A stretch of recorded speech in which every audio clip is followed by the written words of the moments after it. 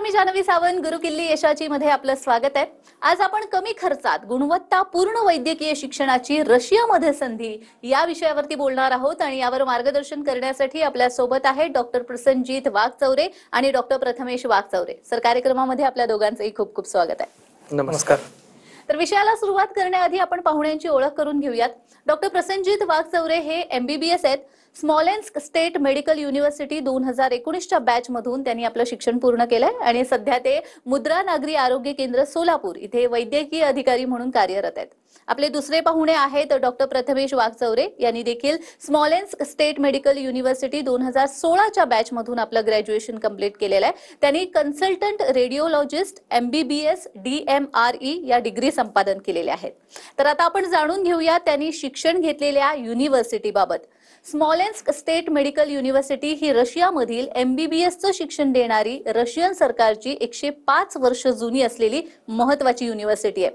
भारतीय विद्यार्थ्यांचं MBBS doctor होण्याचं स्वप्न मोठ्या प्रमाणात पूर्ण करणारं विद्यापीठ अशी ख्याती मिळवलेली असून ही संस्था गेल्या 23 वर्षापासून भारतातून मोठ्या प्रमाणात अतिशय विश्वासाने विद्यार्थी इथे जात आहेत. 100% यश संपादन करून हे विद्यार्थी परत भारतामध्ये येऊन नामांकित असलेल्या मोठमोठ्या हॉस्पिटलमधून निष्णात डॉक्टर म्हणून रुग्णसेवा करतायत. सर्व सुसज्ज सुविधा असणाऱ्या या विद्यापीठामधून आपल्या मुला-मुलींना डॉक्टर बनवण्यासाठी पाठवण्यात पालकांचं नेहमीच प्राधान्य राहिलंय. या विद्यापीठामधून यश संपादन केलेल्या काही निवडक विद्यार्थी आणि पालकांच्या अनुभवांची मालिका TV9 मराठीवर सुरू केलेली आहे. चला तर मग आजच्या पाहुण्यांसोबत प्रत्यक्ष चर्चेला सुरुवात करूयात. तर मी सुरुवातीलाच डॉक्टर प्रसन्नजीत यांच्याकडे येईन. भारतामधलं जे वैद्यकीय शिक्षण आहे आणि रशियामधलं वैद्यकीय शिक्षण याच्यामध्ये काही फरक आहे की सारखंच आहे? नाही, ऍक्च्युली असं खूप जणांना वाटतं, मात्र ऍक्च्युली तसं काही सुद्धा नाहीये. जे सिलेबस वगैरे जो आहे तो भारतातला आणि जो रशियामध्ये जो आपण शिकतो सेमच आहे सगळं सिलेबस वगैरे. विशेषतः म्हणलं तर मला जो डिफरन्स जाणवला तो म्हणजे की आपल्या इकडे भारतामध्ये मोस्टली एका क्लासमध्ये जवळपास 100च्या आसपास मुले असतात. पण ज्यावेळेस मी तिकडे शिकायला होतो त्यावेळेस एका बॅचमध्ये किंवा एका क्लासमध्ये हे 15 ते 20च मुलं असायचे. त्यामुळं तिथले जे प्रोफेसर्स किंवा डॉक्टर जे आम्हाला शिकवायला असायचे ते आमच्याकडे त्यांचं लक्ष असायचं एकदम. नावानिशा आमचं त्यांना नावे माहिती असायचे, त्यामुळे ते पर्सनली ते व्यवस्थित सांगायचे ते आम्हाला व्यवस्थित वगैरे. दुसरं म्हणलं तर तिथं जे शिक्षण आहे ते पूर्णपणे इंग्लिश माध्यमातून होतं. त्यामुळे असं कधी वाटलंच नाही की तिकडचं सिलेबस आणि इकडचं सिलेबसमध्ये काही डिफरन्स असेल. वरून तिकडून जेव्हा डिग्री घेऊन मी इकडे आलो त्यावेळेस मला असं कधी जाणवलंच नाही की तिकडच्या शिक्षण आणि इकडच्या शिक्षणामध्ये काही फरक आहे. त्याचबरोबर मुलं हे खूप कमी असायचे, 15 ते 20 एका क्लासमध्ये असल्यामुळे तिथले टीचर्सना आमच्यावरती पूर्णपणे लक्ष ठेवता येत असायचं. एखादा क्लास मिस झाला तर ते एक्स्ट्रा क्लासही घ्यायचे. आमचे टीचर्स खूप सपोर्टिव्ह असायचे ऍक्च्युली आमच्यासाठी. त्यामुळे मला असं कधी जाणवलं नाही की तिकडचा सिलेबस आणि इकडच्या सिलेबसमध्ये काही फरक आहे. मग आता तुम्ही सिलेबस विषयी वगैरे सांगितलंय, तिथल्या विद्यापीठामध्ये तुमचा अनुभव कसा होता हेही सांगितलेलं आहे. जसं असतं ना की इथल्या पालकांचं असं असतं की पैसे तेवढे वैद्यकीय शिक्षणाला देण्या इतपत नसते किंवा आर्थिक चणचण असते मध्यमवर्गीय पालकांची. आपण जर बघितलं तर वैद्यकीय शिक्षण घेणं परवडत नसतं. मग अशा वेळेस जर त्यांना परदेशामध्ये वैद्यकीय शिक्षण घ्यावं लागत असेल तर विदेशामध्ये हे शिक्षण स्वस्त आहे का आणि कशा पद्धतीने एकंदर फीस वगैरे स्ट्रक्चर असतं? बघा, बेसिकली मी मिडल क्लासमधूनच बिलॉंग करत होतो. तर ज्यावेळेस माझं शिक्षण चालू होतं किंवा मी ज्यावेळेस ऍडमिशन घेतलं होतं त्यावेळेस माझा भाऊ जो होता, मोठा भाऊ, तो सुद्धा तिथेच शिक्षण घेत होता. तर ॲट अ टाइम दोघांची फी पे करणं हे पॉसिबलच नसायचं माझ्या पॅरेंट्ससाठी वगैरे. पण त्यांनी मी एज्युकेशन लोन वगैरे घेतलं आणि एज्युकेशन लोन हे मला खूप इझिली ॲक्सेसिबल झालं. कारण जी स्मॉलेस्ट स्टेट मेडिकल युनिव्हर्सिटी जी आहे ही रशियाची गव्हर्नमेंटची मेडिकल युनिव्हर्सिटी आहे आणि ती 100 वर्ष जुनी आहे. त्यामुळे मला एज्युकेशन लोन घेण्यासाठी पण काय असा इश्यू वगैरे आलेला नव्हता. तो इझिलीबल मला एज्युकेशन लोन वगैरे भेटलं. आणि दुसरं म्हटलं तर मी ज्यावेळेस भारतामध्ये प्रायव्हेट कॉलेजेसमध्ये ॲडमिशन घ्यायचा प्रयत्न केला होता त्यावेळेस डोनेशन वगैरे खूप अशा मोठ्या गोष्टी असायच्या. तर त्यामुळे या गोष्टी मला अनुभव येत होता त्याचा. मग त्यापेक्षा रशियामध्ये स्मॉलेस्ट स्टेट मेडिकल युनिव्हर्सिटी जी अशी होती, फीच्या मानाने खूप रिझनेबल पण होती आणि रशियन गव्हर्नमेंटची पण होती, त्यामुळे मग मी त्याला प्राधान्य दिलं होतं. अगदी स्मॉलेन्स युनिव्हर्सिटी बद्दल तुम्ही आता जे सांगितलेलं आहे, स्मॉलेन्स युनिव्हर्सिटीचे जे चान्सलर आहेत RS कोझलव यांची प्रतिक्रिया आपल्यापर्यंत आलेली आहे, पाहूयात. Ladies and gentlemen, Smolensk State Medical University would like to welcome you as our potential students in beautiful city of Smolensk, Russian Federation. Smolensk State Medical University has been founded on 4th of April 1920 and currently is one of the leading medical universities in Russia, celebrating quite a substantial achievements during the last years. We are delighted to announce that historically we are also one of the largest universities accepting Indian students for a GP faculty. Our exclusive partner in India, the only partner, is Cosmos Education Consultant. We are very proud of our graduates, and also we would like to announce that historically we've been creating the most possible conditions for our students to develop not only their educational but also scientific, arts and sports issues. We have students hostels specifically devoted to the needs of our Indian students. We have highly qualified teachers who are providing all 6 years education in English. After the successful graduations, we are providing you not only a degree but also a license for your further studies.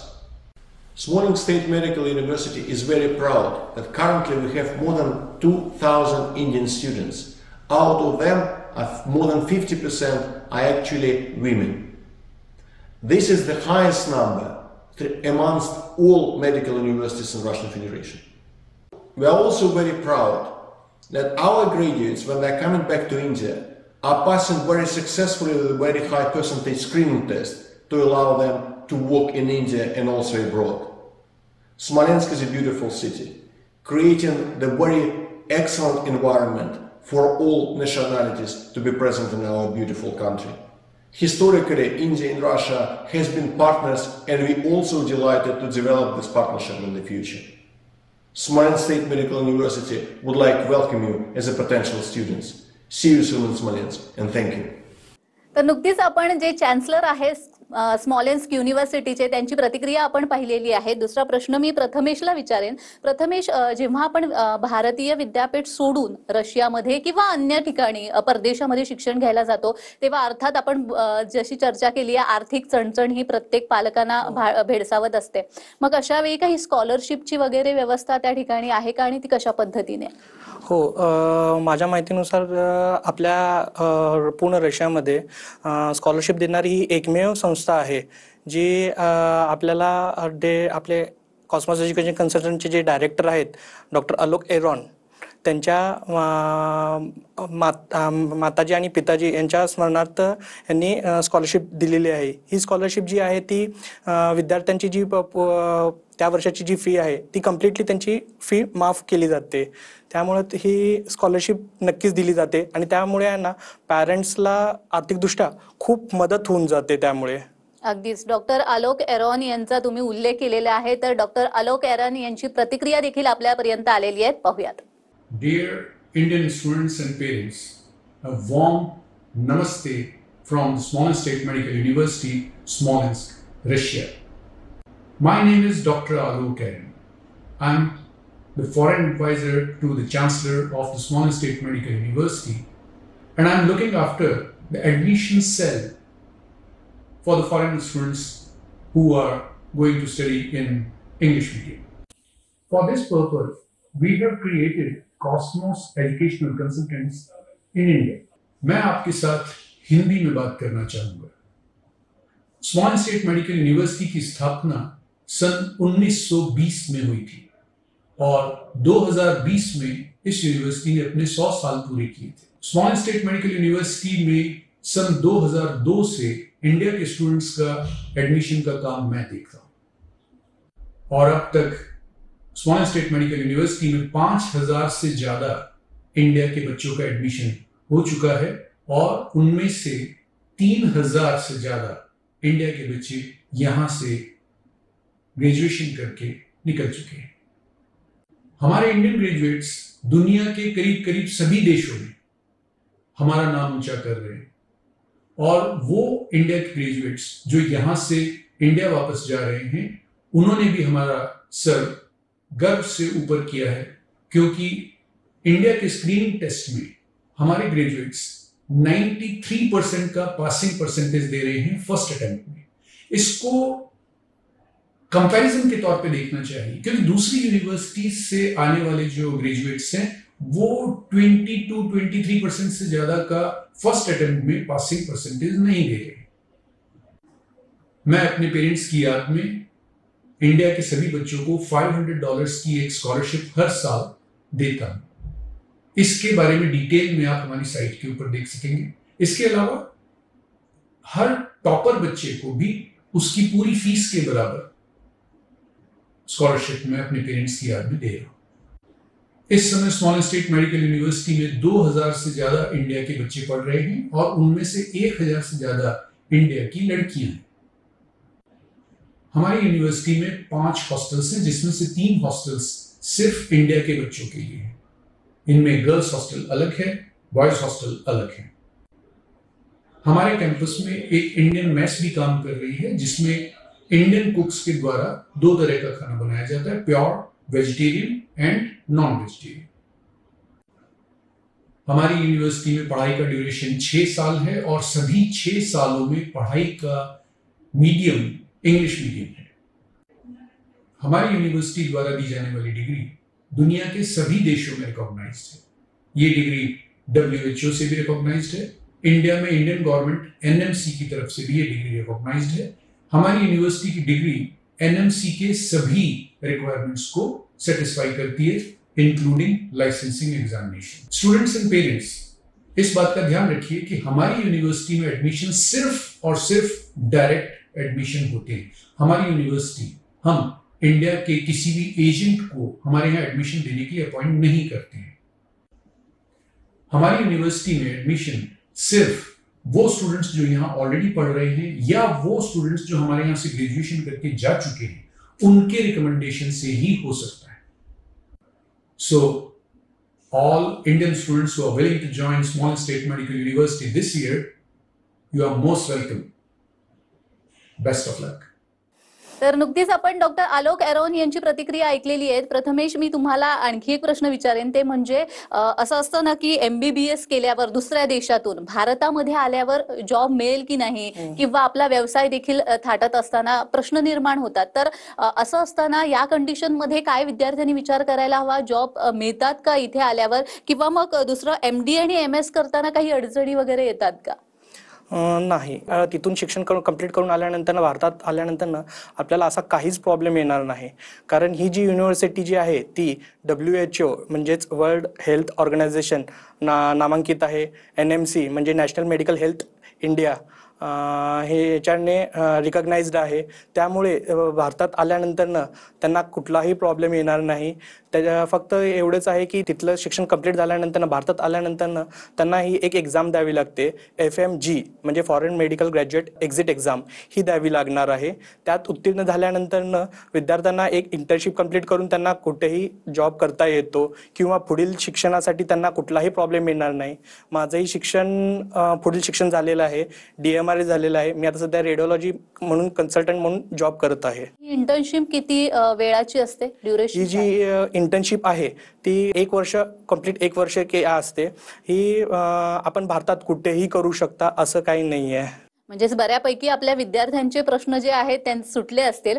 आपल्याला या विषयावर अजूनही चर्चा करायची आहे। खरं तर वेळ झालेली आहे एका छोट्याशा विश्रांतीची। तुम्ही कुठेही जाऊ नका, पाहत राहा गुरु किल्ली यशाची।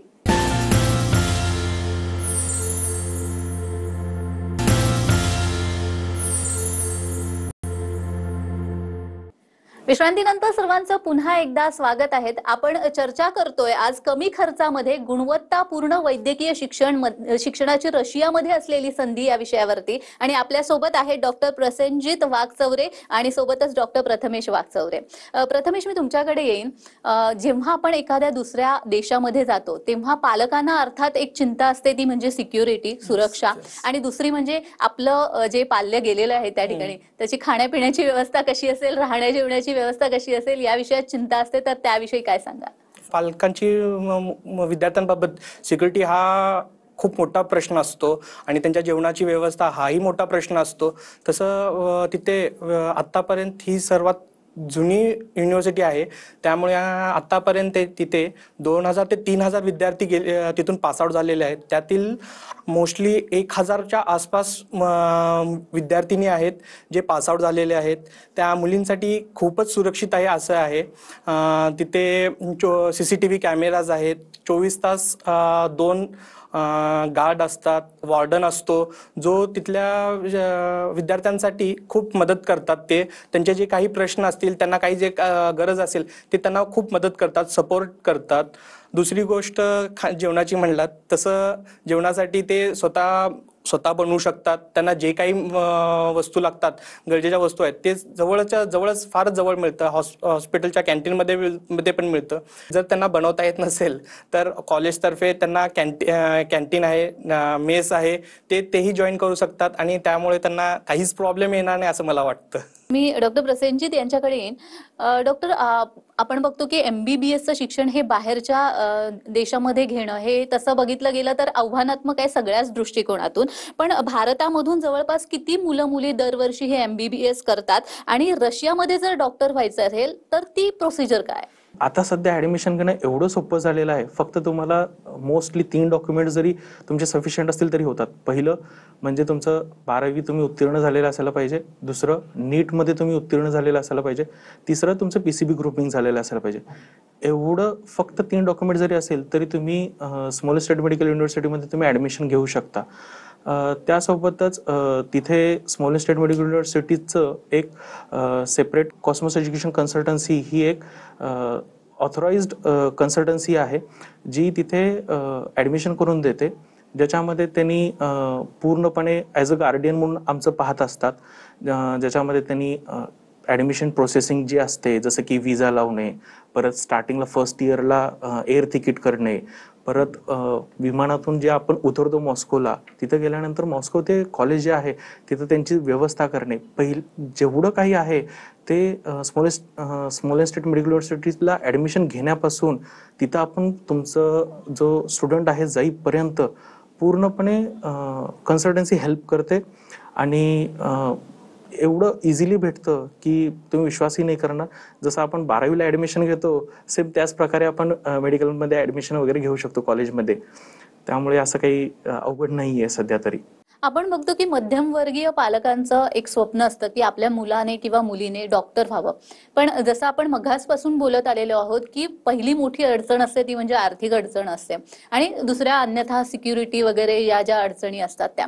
पण आपण असं म्हणू शकतो का आता की रशियामधलं हे जे युनिव्हर्सिटी आहे, जे वैद्यकीय शिक्षण देतं, ती MBBS करणाऱ्यांसाठी किंवा मध्यमवर्गीय पालकांच्या मुलांसाठीचं एक हमखास ठिकाण आहे की जिथे चांगल्या पद्धतीने MBBSचं शिक्षण मिळू शकतं? 100% मी याला 100% म्हणेन. कारण मी मगाशी सांगितलं होतं की मी मध्यमवर्गीय कुटुंबातूनच आलेलो आहे, आणि ज्यावेळेस मी ॲडमिशन घेतलं होतं त्यावेळेस मी एज्युकेशन लोन घेऊन मी इथपर्यंत आलो होतो. आता त्याच्यानंतर मी ज्यावेळेस ॲडमिशन घेत होतो किंवा भैयाने ज्यावेळेस ॲडमिशन घेतलं होतं त्यावेळेस आम्हाला कुठला एजंट किंवा कोणीसुद्धा आम्हाला नव्हतं. आम्ही जे तिथून पासआउट आलेले जे विद्यार्थी होते किंवा पासआउट झालेले जे डॉक्टर्स होते त्यांचं एक इन्फॉर्मेशन सेंटर आम्हाला असतं, ज्याच्या थ्रू आम्ही अप्रोच झालो होतो. त्यांची एक वेबसाईट आहे कॉलेजची, www.sgmu.info. या वेबसाईटवरती इन्फॉर्मेशन सेंटर्स आहेत, वेगळ्या वेगळ्या सिटीचे आहेत. हे इन्फॉर्मेशन सेंटर म्हणजे ॲक्च्युली काय आहेत की जे पासआउट झालेले विद्यार्थी आहेत त्यांनी आणि त्यांचे पॅरेंट्स वगैरे आहेत जे त्यांचा अनुभव सांगतात किंवा ते ॲडमिशन करण्याला गाईड करतात प्रॉपर. आम्ही त्याच्यामार्फतच आम्ही ॲडमिशन वगैरे घेतलं होतं. त्यामुळं असं कधी भीती निर्माण नाही झाली की बाबा तिकडे काय असेल किंवा काय नसेल. जे आमच्या समोरच होते, जे पासआउट झालेले डॉक्टर्स होते, ते एकदम क्वालिफाईड डॉक्टर्स होते आणि त्यांनी भारतामध्ये येऊन जॉब करत आहेत. काही जण तर पुढचं शिक्षण परस्यू करत आहेत. त्यामुळे असं मला कधी वाटलेलं नाही की असं काही असेल. त्याचबरोबर भैया माझ्या पुढे होताच. तो ज्यावेळेस 4th इयरला होता त्यावेळेस मी 1st इयरला होतो. त्यामुळे जर त्याला काही वाटलं असतं की बाबा तिकडे शिक्षणाच्या बाबतीत काहीतरी प्रॉब्लेम आहे किंवा तिकडे राहणीमानामध्ये काहीतरी प्रॉब्लेम आहे किंवा इतर कोणत्या गोष्टीचा प्रॉब्लेम आहे, तर तो मला तिथं बोलवलाच नसता पहिल्यांदा. जोपर्यंत आपण तिथे जात नाही तोपर्यंत आपल्याला कळत नाही की काय आहे, तर ते योग्यरित्या गाईड वगैरे करतात. अगदीच. डॉक्टर प्रथमेश, मी तुमच्याकडे येईन की जेव्हा आपण रशियामध्ये किंवा कुठच्याही परदेशामधल्या विद्यापीठामध्ये शिक्षण घेऊन भारतामध्ये परततो, तेव्हा एक असतं ना की आपल्याला जॉब मिळेल का, किंवा मग त्याच्यासाठी काय करावं लागेल, व्यवसाय जर करायचा आपला स्वतःचा तर त्याच्यासाठी काय करावं लागेल. तर तुमचा अनुभव दोघांचाही कसा राहिलेला मला ऐकायला आवडेल.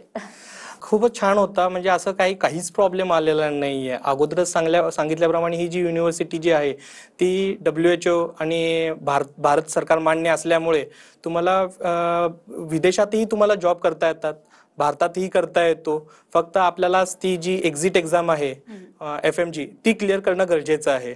त्याच्यानंतर तुम्हाला भारत सरकार मान्य म्हणजे MMC सर्टिफिकेट मिळतं, महाराष्ट्र मेडिकल काउन्सिलचं सर्टिफिकेट मिळतं. त्याच्यानंतर तुम्ही स्वतःचा व्यवसाय करू शकता किंवा तुम्ही गव्हर्नमेंट जॉब अप्लाय करू शकता, अथवा तुम्ही जर तुम्हाला फ्युचरमध्ये म्हणजे पुढचं शिक्षण घेऊ इच्छिता तर तेही तुम्ही घेऊ शकता. तुम्हाला असा काही प्रॉब्लेम येणार नाहीये. अगदीच. सध्या मी सोलापुरात रेडिओलॉजी कन्सल्टंट म्हणून जॉईन आहे. तुम्ही काय सांगाल की तुमचा अनुभव कसा होता आणि विद्यार्थ्यांना तुम्ही या दृष्टीने काय सांगाल. माझा अनुभव विशेषतः म्हणजे कसा होता की ज्यावेळेस मी भारतामध्ये आलो तर बऱ्याचशा लोकांचा असा कन्सर्न होता की तिकडचं शिक्षण आणि इकडच्या शिक्षणामध्ये फरक आहे किंवा तिथं प्रॅक्टिकल नॉलेज वगैरे कसं आहे. तर मी एवढं सांगेन की मी तिथून आल्यानंतर ज्यावेळेस जे भारतामध्ये शिकून जे डॉक्टर झाले होते ते व मी, आमच्या दोघांच्या प्रॅक्टिकल नॉलेजमध्ये खूप सामान्यत होतं. असं काही नाही की मी त्यांच्यापेक्षा पाठीमागे आहे वगैरे, तर मी इझिली कोपअप वगैरे केलेलं आहे. रशियामध्ये शिक्षण घेणं इतकंसं काही कठीण नाहीये हे तुमच्या दोघांच्याही अनुभवावरनं आता समोर आलेलं आहे. खरंच तुम्ही इथे आलात आणि खूप छान असं मार्गदर्शन केलं, त्यासाठी खूप खूप धन्यवाद. धन्यवाद. तर गुरुकिल्ली यशाची या भागामध्ये आज आपण इथेच थांबतोय. पुढे भेटूया पुन्हा एका नवीन विषयासह. तोपर्यंत पाहत रहा TV9 मराठी.